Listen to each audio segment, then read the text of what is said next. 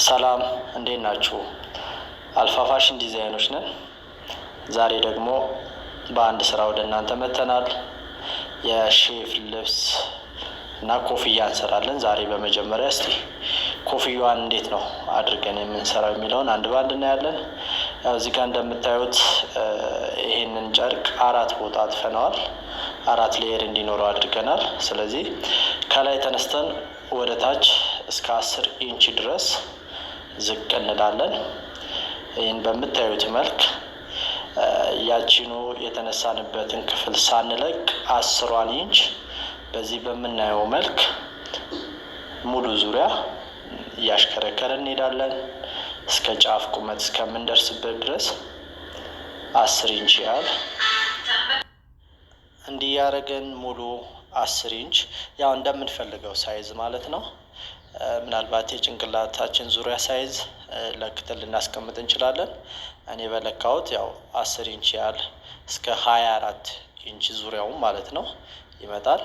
እንቆርጠዋለን በዚህ መልክ ምናልባት ለስፌትና ለአንዳንድ የሚያስፈልጉ ክፍሎች በመስጠት ሙሉውን የለካነውን 10 ኢንች በዚህ መልክ እንቆርጠዋለን። ቆርጠን ጨርሰናል። እንደምታዩት ሙሉ ክብ እናገኛለን። ይሄ ሙሉ ዙሪያ እስከ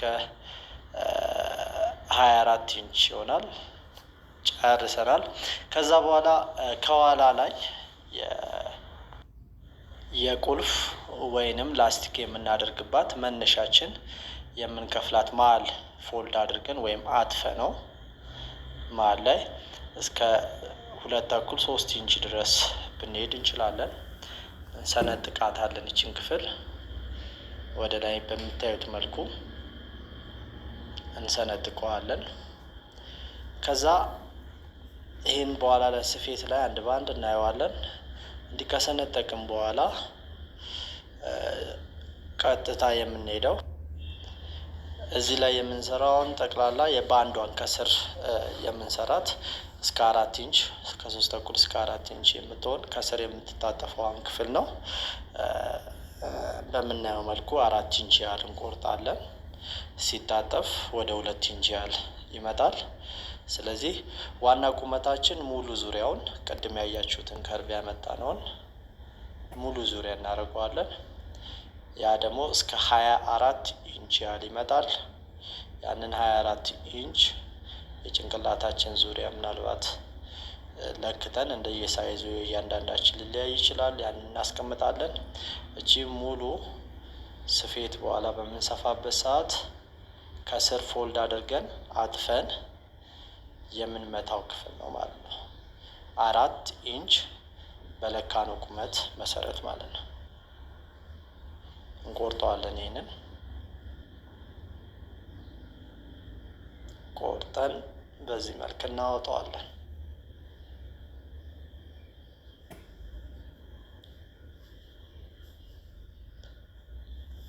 አንድ ቆርጠን ካዘጋጀን በኋላ እነዚህን 2 የሰራናቸውን ቅድም ክቧንና ከስር የምታጠፏን ይዘን ወደ ስፌት እንገባለን።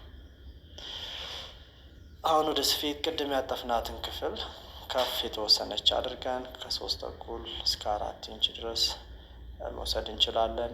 የማጠፊያ በኩል እኔ በሪቫን የሰራሁት እንደምትመለከቱት ሪቫን ቀይ ሪቫን አድርጌበት የሰራሁት። ሪቫኗን እናስገባታለን። ሙሉ ዙሪያዋን እንቀመቅማታለን። ካልሆነ ሪቫን ግን እጃችን ላይ ከሌለ ያንኑ ክፍል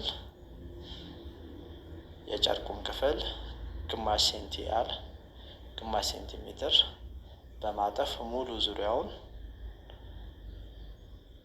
በዚህ መልክ መስፋት እንችላለን።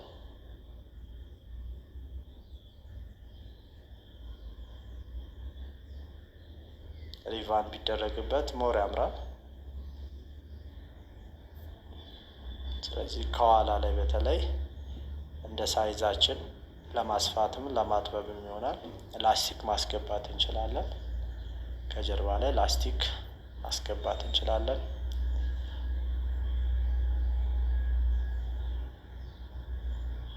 ቤተሰቦች ላይክ ሼር ማድረግ እንዳይረሳ።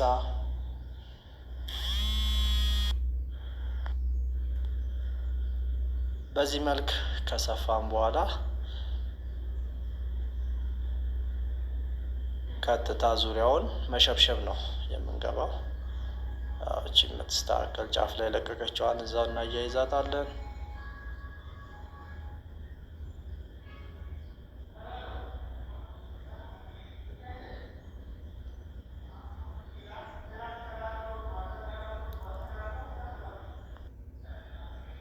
እቺን ጨረስን።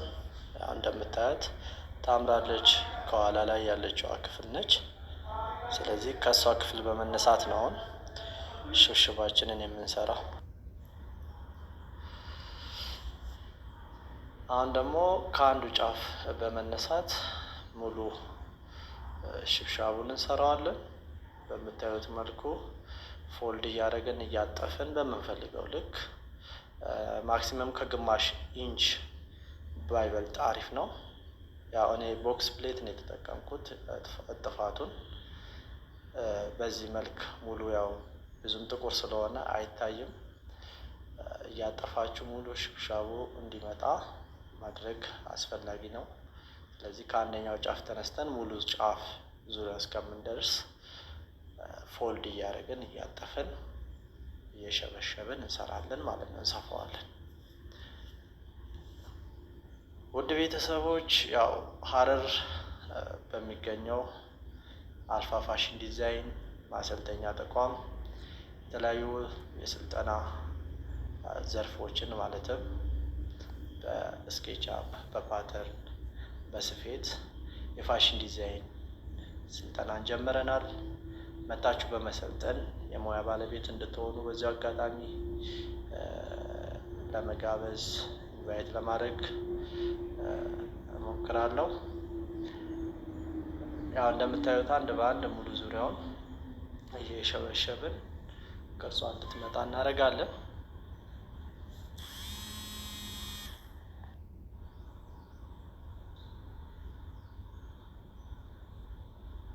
ሙሉ ዙሪያውን እንሸበሽባለን። ያው በዚህ መልክ እንደምታዩት ያምራል።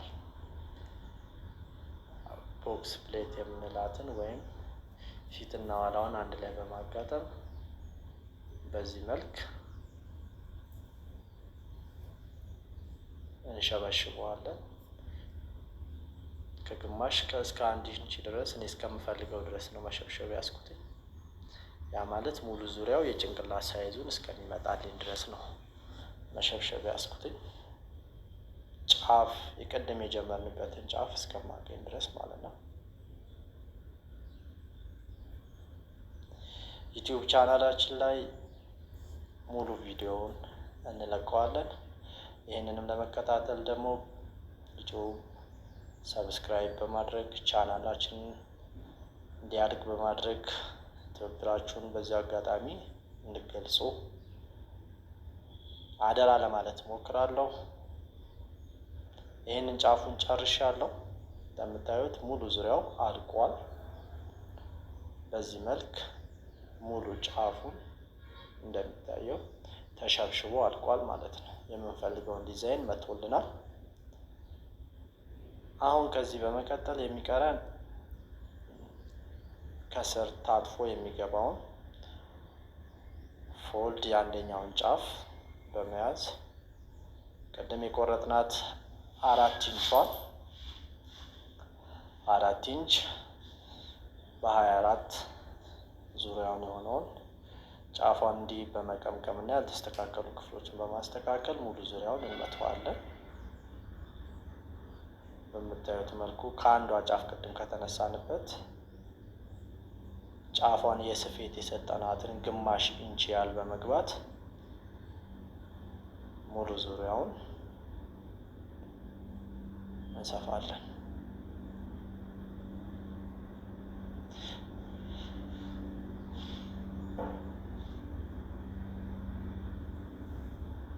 የአንዷን እጥፋት ብቻ በመያዝ ነው መስፋት ያስኩትኝ። ከዛ መልሼ ሁለተኛውን እጥፋት አንድ ላይ ከስር በማይታይ መልኩ በስውር ሰፋለሁ ማለት ነው።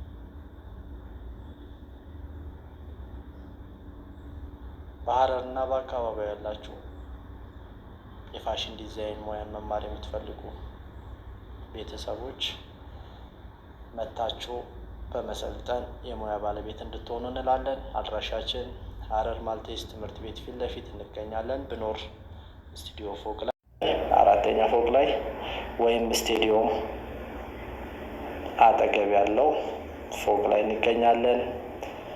በአካል በመገኘት ቦታችንን በማየት መሰልጠን መመዝገብ ትችላላችሁ። ሙሉ ዙሪያውን በዚህ መልክ መጥቻለሁ። አሁን የሚቀረኝ የመጨረሻ ጥፋቷን የ4 ኢንች ግማሽ ስናደርጋት 2 ኢንች ነው።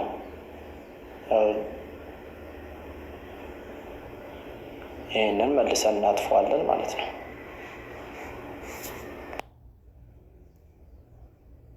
ወደ ውስጥ እናጥፋታለን። የመጀመሪያዋን ጫፍ ወይም ቆሻሻዋን ክፍል ወደ ውስጥ ነው የምናስቀራ። ፊት ለፊት መታየት የለበትም። ስለዚህ አጥፈን ወደ ውስጥ በማስገባት እንመተዋለን። ያው ጥቁር ክር ስለሆነ ከጥቁሩ ጨርቅ ጋር ተመሳስሎ ለመለየት ትንሽ ይከብዳል። ጫፏን ወደ ውስጥ እናጥፋታለን። የመነሻችን ክፍል ላይ ያለችዋን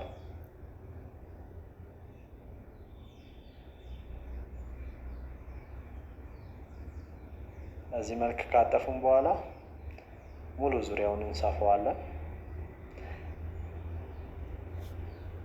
እየሰፋን በሄድን ቁጥር ምናልባት ሊዞር ይችላል። የምንሰፋው ስፌት ሊሸበሸብ እና ሊዞር ስለሚችል ጥንቃቄ ማድረጉ ግድ ነው።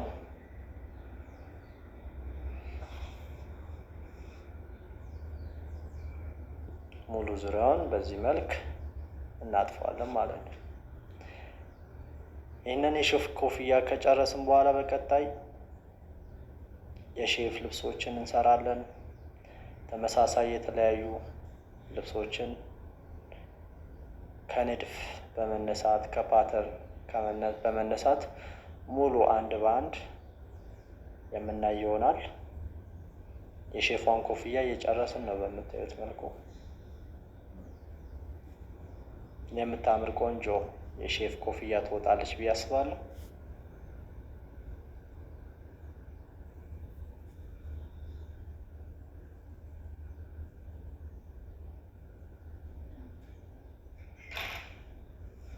ጠርዟን ይዘን እንሰፋታለን።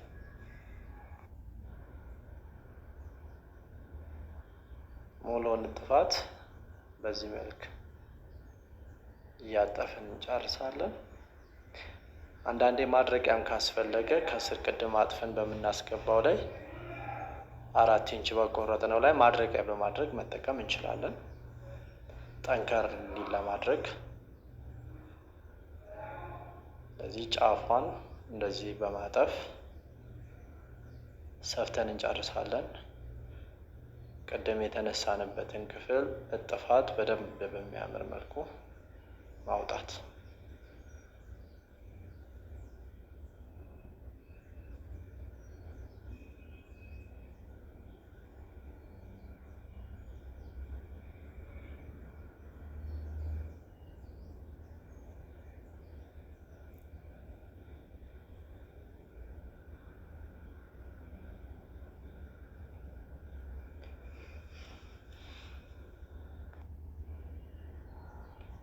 በቤታችሁ በመሆን እንግዲህ ይህንን አንድ በአንድ በማየት መስፋት ትችላላችሁ።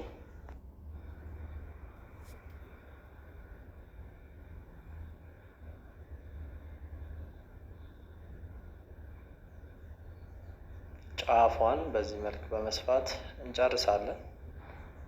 ያው እንደምታዩት አልቋል። የኋላ ያለችዋን ክፍተት ቅድም እንዳልነው በላስቲክ ወይንም በቁልፍ ማድረግ እንችላለን። እንዲህ አይነት የሚያምሩ የሼፍ ኮፍያዎችን ለመስራት ማዘዝ የሚችላሉ። እኛ ጋር እየሰራ እንገኛለን። አመሰግናለሁ።